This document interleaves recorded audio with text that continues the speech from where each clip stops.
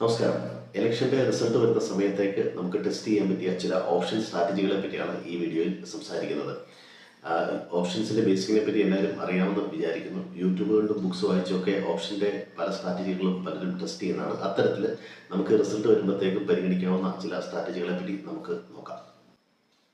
ആദ്യം ഇലക്ഷൻ റിസൾട്ടിന്റെ ഒരു പ്രോബബിലിറ്റി നമുക്ക് നോക്കാം. BJP ഒരു 272-300 സീറ്റ് കിട്ടി വിജയിക്കുകയാണെങ്കിൽ ഇപ്പോഴത്തെ ട്രെൻഡ് കുറച്ചുകൂടെ കണ്ടിന്യൂ ചെയ്യാനുള്ള ഒരു സാധ്യതയാണ്. മാർക്കറ്റ് 23,000-23,700 ലെവലിലേക്ക് പോയേക്കാം. ഇനി അതല്ല 272 സീറ്റിൽ കുറവാണ് കിട്ടുന്നതെങ്കിൽ മാർക്കറ്റ് ഒരു നെഗറ്റീവ് റിയാക്ഷൻ കാണിച്ചേക്കാം.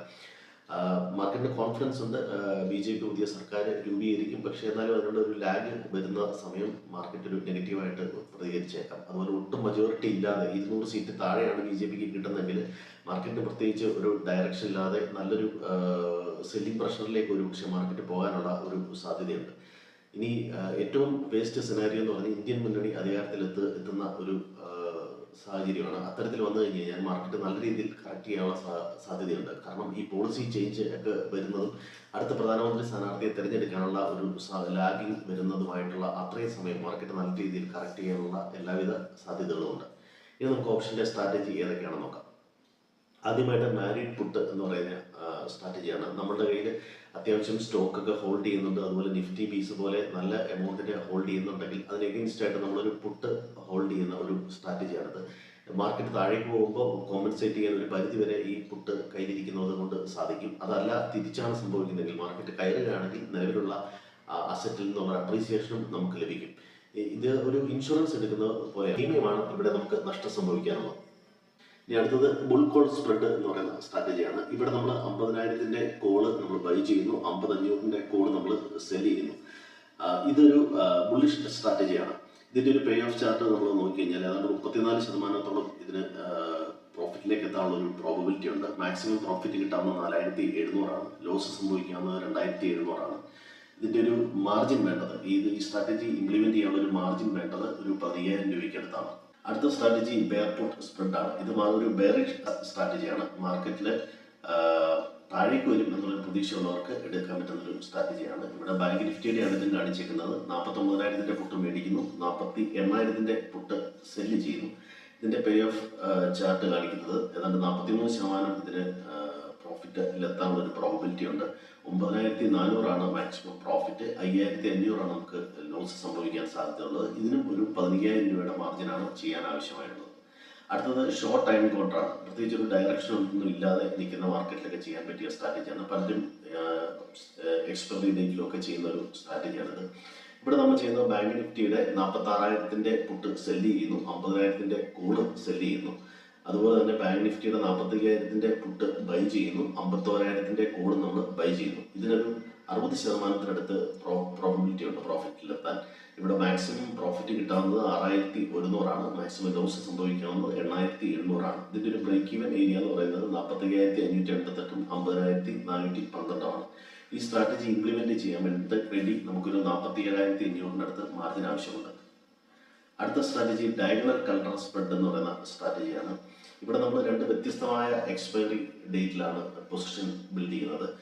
6 ജൂണിന്റെ 22,050 പുട്ട് സെല്ല് ചെയ്യുന്നു, 13 ജൂണിന്റെ 22,050 പുട്ട് ബൈ ചെയ്യുന്നു. അതുപോലെ തന്നെ 6 ജൂണിന്റെ 23,700 കോള് സെല്ല് ചെയ്യുന്നു, 13 ജൂണിന്റെ 23,700 കോള് ബൈ ചെയ്യുന്നു. ഈ സ്ട്രാറ്റജിയിൽ പേ ഓഫ് പറയുന്നത് പ്രോഫിറ്റിലെത്താനുള്ള പ്രോബബിലിറ്റി 71%. മാക്സിമം പ്രോഫിറ്റ് കിട്ടാവുന്ന 5,300, ലോസ് സംഭവിക്കാവുന്ന 6,481. ഇതിന്റെ ഒരു ബ്രേക്ക് ഈവൻ ഏരിയ എന്ന് പറയുന്നത് 21,570-ഉം 24,025-ഉമാണ്. ഇതിലൊരു 40,000 രൂപയ്ക്ക് അടുത്താണ് മാർജിൻ ആവശ്യമായി വരുന്നത്. മറ്റൊരു സ്ട്രാറ്റജി റിവേഴ്സൽ ഡയഗണൽ സ്പ്രെഡാണ്. ഇവിടെ നമ്മൾ 6 ജൂണിന്റെ 22,500 പുട്ട് ബൈ ചെയ്യുന്നു, 23,500 കോള് നമ്മൾ ബൈ ചെയ്യുന്നു. ഇനി ലാസ്റ്റ് കോൺട്രാക്ട് അതായത് 27 ജൂണിന്റെ 22,200 പുട്ടും സെല്ല് ചെയ്യുന്നു, 23,800 കോളും സെല്ല് ചെയ്യുന്നു. ഇതിന്റെ പേ ഓഫ് ചാർട്ട് കാണിക്കുന്നത് ഇതിന് പ്രോഫിറ്റിലെല്ലാം എത്താനുള്ള പ്രോബബിലിറ്റി 16% മാത്രമേ ഉള്ളൂ. മാക്സിമം പ്രോഫിറ്റ് 9,185-ആണ്, ലോസ് വരുന്നത് 10,500-ആണ്. ഇതിന്റെ ഒരു ബ്രേക്ക് ഈവൻ പോയിന്റ് എന്ന് പറയുന്നത് 21,896-ഉം 24,316-ആണ്. ഇതിൽ ഒരു 40,000-ത്തിനടുത്താണ് നമുക്ക് മാർജിൻ ആവശ്യമായി വരുന്നത്. ഈ സ്ട്രാറ്റജിയെ സംബന്ധിച്ചിടത്തോളം നമുക്ക് മാർക്കറ്റിൽ ഇലക്ഷൻ്റെ റിസൾട്ട് വരുന്ന 6th ജൂണിനുള്ള പൊസിഷൻ നേരത്തെ സ്ക്വയർ ചെയ്യുകയും ബാക്കി ലാസ്റ്റ് കോൺട്രാക്റ്റ് ഉള്ളത് വേണമെങ്കിൽ നമുക്ക് അവിടെ വരെ ഹോൾഡ് ചെയ്ത് പോവുകയും ചെയ്യാം. ഇത്രയും സ്ട്രാറ്റജി പറഞ്ഞെങ്കിലും ഇത് മാനേജ് ചെയ്യുന്നതനുസരിച്ചാണ് നമുക്ക് പ്രോഫിറ്റ് കിട്ടുന്നത്. സ്ട്രാറ്റജി എത്ര നല്ലതാണെങ്കിലും അത് നിങ്ങൾ ചെയ്തെടുക്കുന്നതനുസരിച്ച് നമുക്ക് ഇതിനകത്ത് പ്രോഫിറ്റ് കിട്ടാനുള്ള സാധ്യതയുള്ളൂ. ഇത്രയും സ്ട്രാറ്റജിയാണ് നമുക്കൊരു പേപ്പർ ട്രേഡിംഗ് പോലെ ഈ ഇലക്ഷൻ്റെ റിസൾട്ട് വരുന്ന സമയത്ത് നമുക്ക് ചെയ്തു നോക്കാൻ പറ്റുന്നത്. അതുകൂടാതെ ഇതിനു മുമ്പുള്ള നിഫ്റ്റി ഇലക്ഷനും തമ്മിലൊരു പെർഫോമൻസ് നമുക്ക് കമ്പയർ ചെയ്യുകയാണെങ്കിൽ ഒരു 4 ഇലക്ഷൻ്റെ കമ്പയർ ചെയ്യുന്നുണ്ട്. അതിൽ കഴിഞ്ഞ ഇലക്ഷന് ഏതാണ്ട് മൈനസ് ആയിട്ടാണ് നിഫ്റ്റിയുടെ ഇലക്ഷൻ റിസൾട്ട് വന്ന ദിവസത്തെ പെർഫോമൻസ് കണക്ക് വരുന്നത്. ഇനി അതുപോലെ തന്നെയാണ് ഇപ്പോഴും വരുന്നതെങ്കിൽ നല്ല രീതിയിലുള്ള പ്രീമിയം ഡീക്കേക്ക് സാധ്യതയുണ്ട്. ഇപ്പോൾ ഓപ്ഷൻസിൽ കോളും പുട്ടും നല്ല ഹൈ പ്രീമിയത്തിലാണ് ട്രേഡ് ചെയ്യുന്നത്.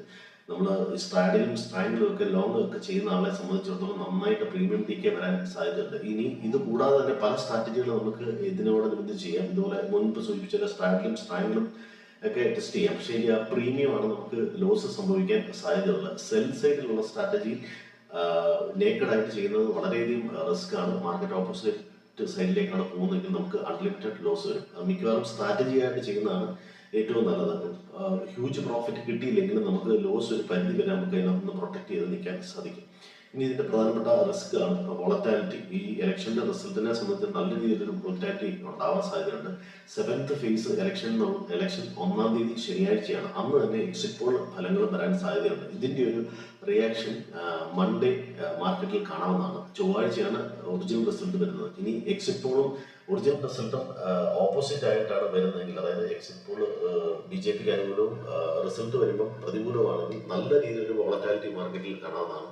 3 to 4% വരികയാണെങ്കിൽ നല്ല രീതിയിൽ റീറ്റെയിലേഴ്സിൻ്റെ പണം നഷ്ടപ്പെടാനുള്ള എല്ലാ സാധ്യതയുണ്ട്. വളരെ ചെറിയ ക്യാപിറ്റലുള്ള ഒരു ഓപ്ഷൻ ട്രേഡിങ്ങിന് പോകാതിരിക്കുന്നതാണ്, ഇത്തരം ഇവൻ്റ് ഉള്ളപ്പോൾ ഇത്തരം ഓപ്ഷൻ ട്രേഡിങ്ങിന് പോകാതിരിക്കുന്നതാണ് നല്ലത്. കാരണം അത് നമുക്കറിയില്ല മാർക്കറ്റ് ഏത് ഡയറക്ഷനിൽ പോകുമെന്നുള്ള കൃത്യമായ ഒരു ഡയറക്ഷൻ ഇല്ല. അപ്പോൾ അത്തരത്തിൽ പണം നഷ്ടപ്പെടാനുള്ള ഒരു സാധ്യതയുണ്ട്.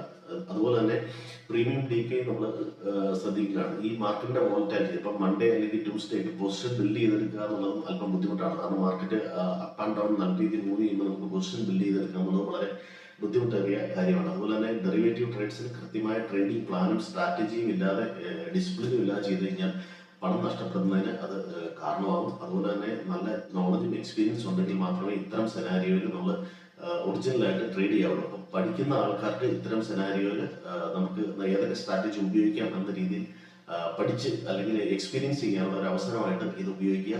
അത് ട്രേഡിങ്ങിന് വേണ്ടിയിട്ടല്ല ഈ ഒരു സ്ട്രാറ്റജി നമ്മളിവിടെ പറയുന്നത്, എഡ്യൂക്കേഷൻ പർപ്പസിന് വേണ്ടിയിട്ട് മാത്രമാണ്. Thank you.